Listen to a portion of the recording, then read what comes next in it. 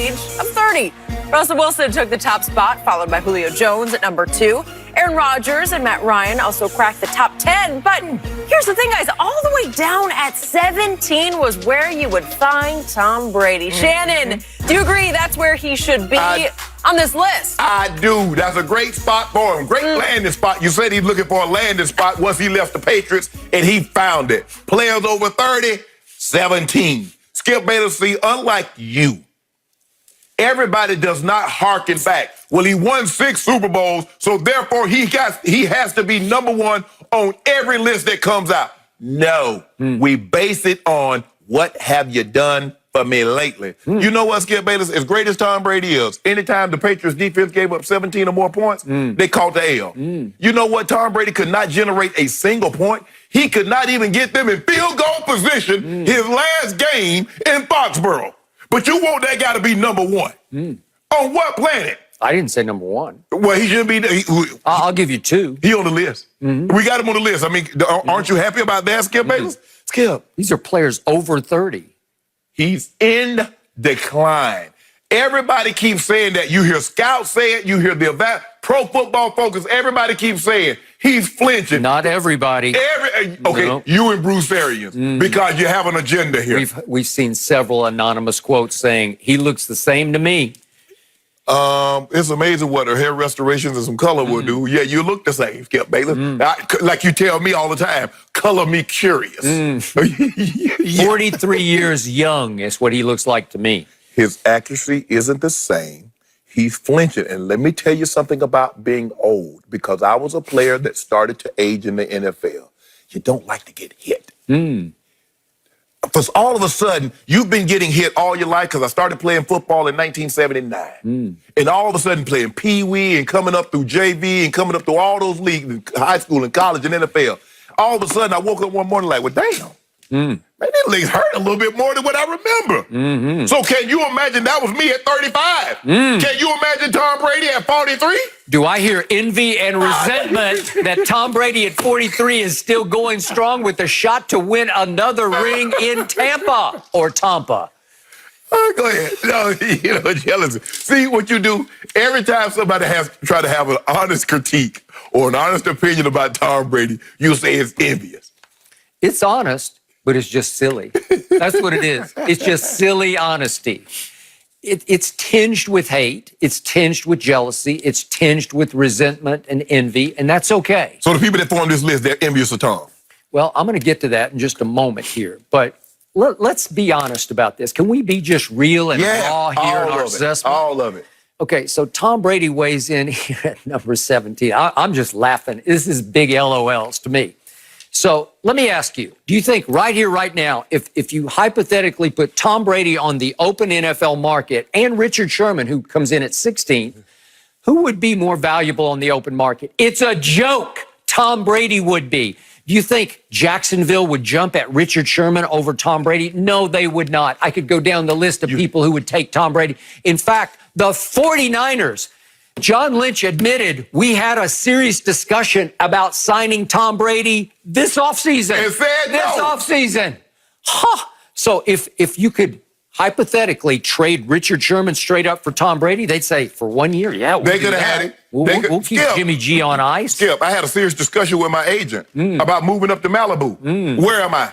Still in right there, Really? Don't worry about where I am. You're in Bel Air. Don't worry about that. I'd stay in Bel Air if I were you, palatial estate. It's a lot closer here. You don't have to cross the 405. It is very close. Okay. Very, very.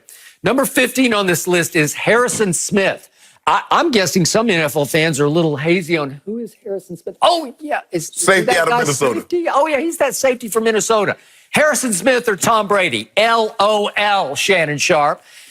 Mitchell Schwartz, he's a really nice tackle for the Kansas City Chiefs. Yeah. He's one of the better ones. Yes. But seriously, is he more valuable right now in the open market than Tom Brady? No. They didn't say valuable. What are you talking about? They said best. Okay, whatever, how you want to define that. Who is better, Tom Brady or Mitchell Schwartz? It's silly. Skip, do you know what? I can't believe I'm wasting my breath on this topic. The only one I got a problem with, and I've always had a problem with, I need somebody, listen, someone is going to have to come, and they're going to need to sit here because hopefully at some point in time, Jenny will be sitting there. But I'm going to need them to sit right there. And they're going to have to explain it to me as if I'm 7. What the hell does everybody see with Matthew Stafford? Skip. Thank you. You took the words right out of my mouth.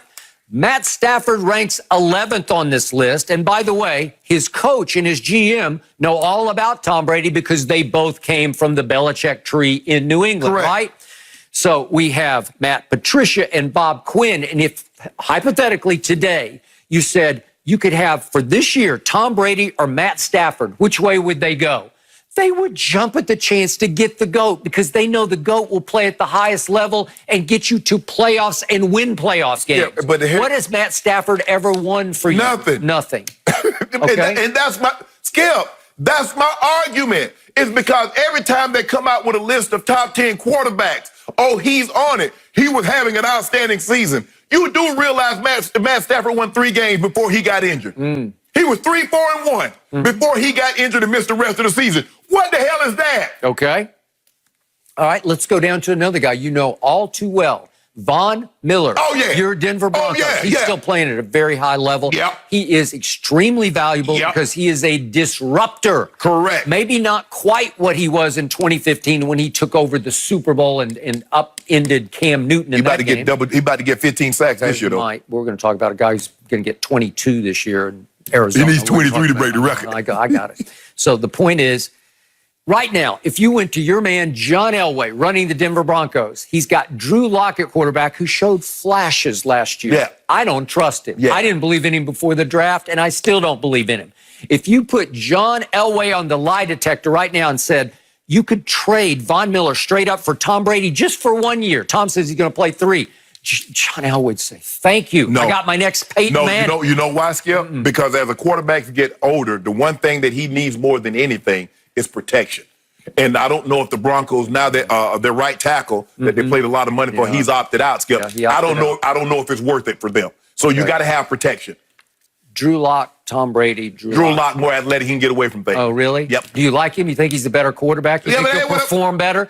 I'm going to hold you to that every Monday morning. First of all, Skip, they said over 30. Drew Lock is like 24. Okay, I don't care what he is. He's 43, and I'll take 43 over 24 in this case any day or night. I'm trying to figure out how Drew Brees get ranked below Tom Brady. That's what you should have a problem with. Well, that's interesting, and thank you for bringing that back up because the man who wrote this list admits early in his capsule on number 17 ranked Tom Brady that his editor pushed for him not to even include Brady in the top 20. But he had to fight to get him in at 17. Finally, the editor grudgingly gave in and said, okay, you can put him up at 17. And he said, I had to fight back because he says, like Drew Brees, Brady still makes sound decisions and takes extremely good care of the football. You better believe that. But unlike Drew Brees, Brady has plenty of juice remaining in his right arm. So to your point, I don't know how Drew Brees could rank above Tom Brady because he's got the rag arm. No. He's Drew got Brees the noodle arm. No, Brady was 17, Brees was 18. Oh, okay. Well, so he's ranked 1 slot above. Right. Well, this is why. Okay, so the point is that he's got a much bigger arm. Would you agree with that than Drew Brees? Drew Brees has to get a running start to throw a deep ball like a javelin. Yeah, he does. He does. Okay. But is it getting there? All right. So he says, yes, it looked like he fell off some last year, but this writer of this capsule says, but I think that had more to do with the drop-off in talent around him than it did a significant decline in his overall ability. You will not give in to the fact, and it is a fact, that Tom Brady's supporting cast last year in New England was by far the worst he had in 20 years, 19 years in New England, and that his receivers were ranked by Pro Football Focus as the worst in separation in the whole league, and Julian Edelman dropped more passes than anybody in the league, and he was his go-to Well, receiver. I just want to know one thing, and I would be willing to give that a lot of credence.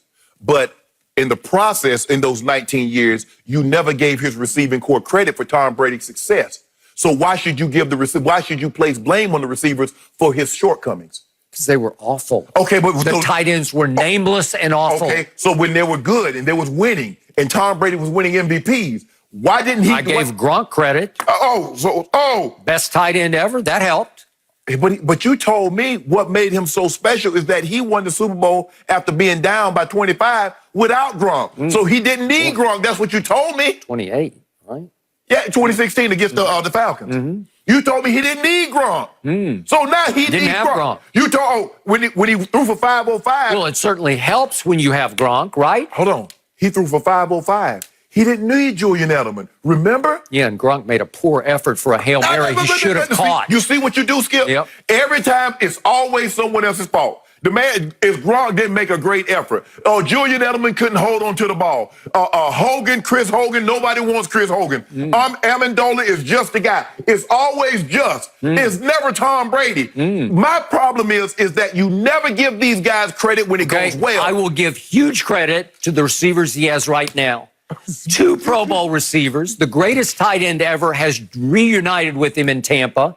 I loved O.J. Howard coming out of Alabama before the draft. I think he will emerge from the doghouse. I've always liked Cameron Brate as a red zone target. I could go on and on and on. And these are, according to this capsule, the best group of pass catchers in the league now belong to Tom Brady. I give them full credit because they are going to revive him. And he will become, as this capsule points out, a top 5 quarterback. But more important, this predicts that he will be vying for his 4th MVP this year. And still, this writer of this capsule was stuck with him at 17. Laughable. If you want to take Russell Wilson at number 1, we can quibble over that. We can fight back and forth all day and all night. And I love Russell Wilson, what he does with less in Seattle. So let me ask you a question. What quarterback with those receivers